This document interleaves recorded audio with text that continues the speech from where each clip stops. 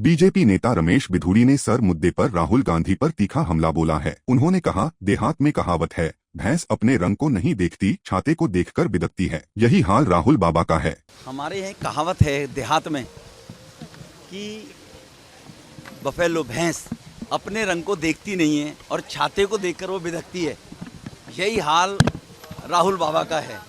बिधूड़ी ने राहुल पर संविधान तोड़ने का आरोप लगाया। कहा कि 1960 का नेहरू जी का कानून डाटा के लिए एफिडेविट मांगता है। प्रियंका गांधी के ट्वीट पर तंज कसते हुए बिधूड़ी बोले, राहुल और प्रियंका का बैकग्राउंड गाजा से जुड़ा है। उनकी माताजी आतंकवादियों के एनकाउंटर पर आंसू बहाती हैं। बिधूड़ी ने गांधी परिवार पर महात्मा गांधी के नाम का गलत इस्तेमाल करने का भी आरोप लगाया। जो वोट चोरी की बातें करते हैं, जो संविधान की बातें करते हैं, राहुल जी को कानून पढ़ना चाहिए। इलेक्शन कमीशन ऑफ इंडिया ने 1960 में नेहरू जी के बने कानून के तहत अगर किसी भी प्रकार का कोई डाटा आपको चाहिए इलेक्शन कमीशन से, तो आपको एफिडेविट देना पड़ेगा। वो उनके नाना जी का बनाया हुआ कानून है 1960 का।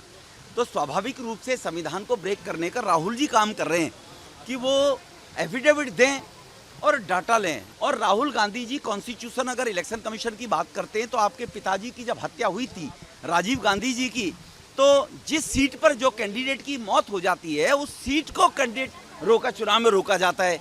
लेकिन कांग्रेस ने तो इलेक्शन कमीशन को हाइक करके और 21 दिन तक इलेक्शन को, पूरे देश के इलेक्शन को बीच हटवा दिया। राहुल गांधी जी की अर्थियां लेकर घूमे थे।